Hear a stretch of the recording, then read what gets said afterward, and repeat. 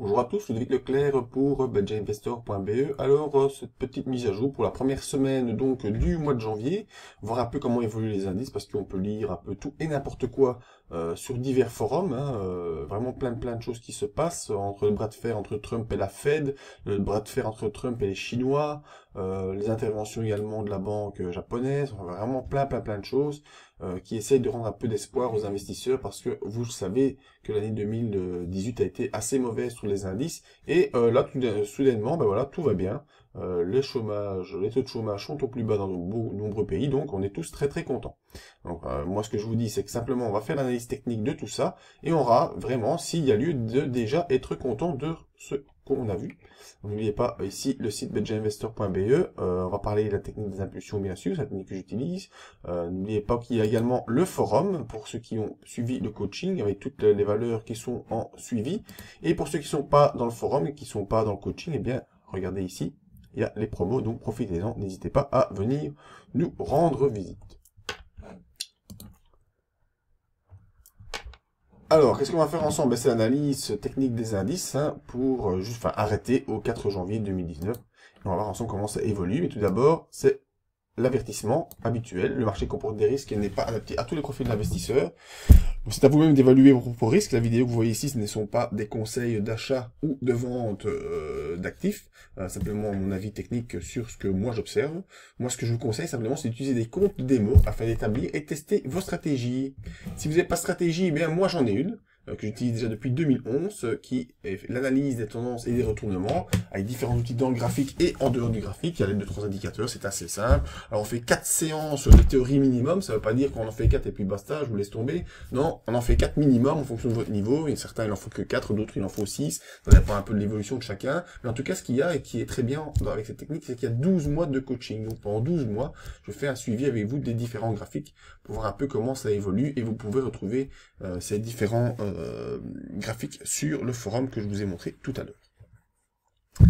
Alors les principes de base, c'est assez simple. Qu'est-ce qu'on fait? On trouve une ligne de départ, on attend que le graphique nous donne un signal, soit à la hausse, soit à la baisse. Depuis plusieurs semaines, il y a plutôt des signaux qui fonçaient à la baisse.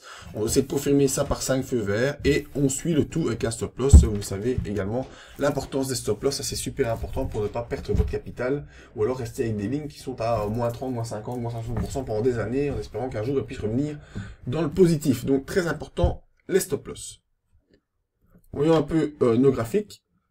Alors, on commencera par le graphique du CAC 40. Eh bien, en effet, cette semaine-ci, vous voyez, plus de bougies vertes que de rouges, une fois n'est pas coutume, c'est très bien. Ça peut évoluer de manière positive. Et alors, tout le monde s'emballe en disant que voilà, ça y est, le marché se retourne à la hausse. Eh bien, pas du tout. Le marché ne se retourne pas du tout à la hausse, malheureusement. Qu'est-ce qu'on voit de ça? Ah, ben, parce qu'il n'y a pas de... C'est ma tête.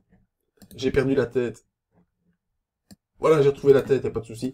On va essayer de replacer ça. Donc, qu'est-ce que je disais? Ben oui, tout le monde s'emballe en disant, voilà, on est sauvé, 2019 commence bien. 2019, en fait, il y a une prolongation de 2018, comme toujours. Et qu'est-ce qu'on voit? Simplement, cette bougie de vendredi qui a emballé tout le monde. Bon, clairement, on a pris 2,72%, c'est très bien, mais malheureusement, on reste toujours en dessous de la M20.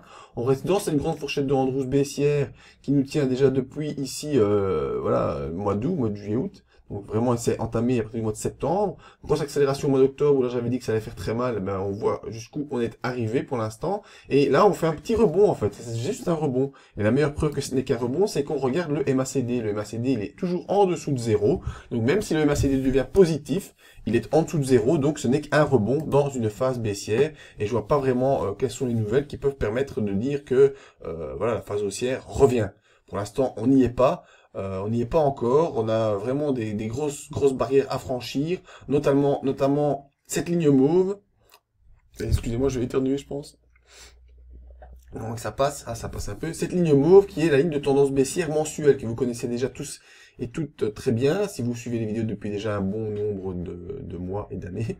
Donc cette ligne mauve, le haut du triangle baissier de très long terme, et en tout cas il faudra sortir de cette fourchette de Andrews pour espérer retrouver des impulsions haussières. Alors maintenant, quand je vais voir Sur le SP500, hein, pour essayer, parce que c'est de par là que viennent les bonnes nouvelles. Le SP500, lui, oh, magnifique, vendredi, qu'est-ce qu'il a pris? Il a pris 3,43%. Alors, tous contents, vraiment super génial. Ce que je constate, moi, c'est qu'on est toujours également en dessous de la M20 et qu'on s'en va simplement faire un pullback sur cette zone de support ici à 2588. La meilleure preuve de ça, c'est que le scénario que je vous avais donné au niveau mensuel, il est celui-là. Ça veut dire quoi? Un petit rebond, pourquoi? Parce qu'on a touché les 23% de retracement de Fibonacci de toute la hausse qui dure depuis 2009. Donc, une fois qu'on touche les 23%, on fait un petit rebond. C'est la technique logique, la technique normale. Et ensuite, on doit repartir à la baisse. On voit au niveau hebdomadaire, ben, sur la première semaine de janvier, excellent, on dit tout le monde on est sauvé. Et en fait, on a fait quoi? Non, on fait simplement un rebond sur les 23%. Et rebond qui va aller jusqu'où? Peut-être jusque la M7 hebdomadaire. Ah, je suis en 2 semaines ici. Voilà. Voilà. Peut-être jusque la M7 hebdomadaire, peut-être jusque la M20, mais en tout cas, on est simplement dans cette phase de rebond avec un pullback sur le 2588 à prévoir. Donc moi, je pense qu'on va encore monter peut-être la semaine prochaine, mais une fois qu'on va arriver sur les 2588, qu'est-ce qui va se passer? Bam. À mon avis, on va plutôt vers ça. Ça, c'est mon avis à moi. Si je prends au niveau journalier, ça nous donne quoi? Eh ben, je vous l'ai montré. On a fait en effet une belle hausse, mais on bloque déjà en dessous de la M20.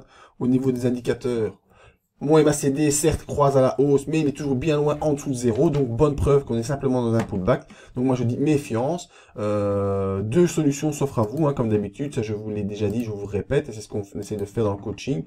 Soit faire du stock picking dans le sens du flux. C'est-à-dire que pour l'instant, le flux la semaine prochaine pourrait encore être un petit peu haussier.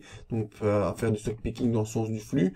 Soit prendre des positions de moyen terme à la baisse, parce qu'on est clairement dans une phase baissière. Hein, ça va pas s'arrêter, à mon avis, dans les semaines à venir. Ou troisième solution, c'est là, si vous voulez construire un portefeuille pour vraiment le long terme, eh bien vous commencez à prendre des positions acheteuses sur des gros dossiers qui vous intéressent, comme ça, je vais pas parler d'Apple parce que pour l'instant Apple devient un dossier qui est en danger. Je vais plutôt parler de Google, Google, Amazon, Alibaba. Ce sont vraiment des gros dossiers qui vont performer dans les années qui arrivent, et donc le fait qu'ils soient un peu comme ça en baisse est peut-être l'occasion de se positionner pour le long terme. En tout cas, voilà ce que nous, on va faire dans la zone membre, et je vous invite à nous rejoindre. Et n'oubliez pas, comme je vous ai dit, les petites promos. Alors j'espère que vous avez eu un bon son pour une fois pour cette vidéo, parce que on m'a maintes et maintes fois réclamé qu'on avait un mauvais son. Eh bien, j'ai fait un investissement, je me suis acheté un micro professionnel, et maintenant j'espère qu'on va bien m'entendre et que tout sera très clair pour vous. Allez, je vous dis à tout bientôt, et dans une autre vidéo, je vais peut-être faire maintenant une petite vidéo sur le pétrole qui a réagi exactement comme on l'avait prévu, et sur l'or également pour voir un peu où on en est. Merci à tous, à tout bientôt, ciao.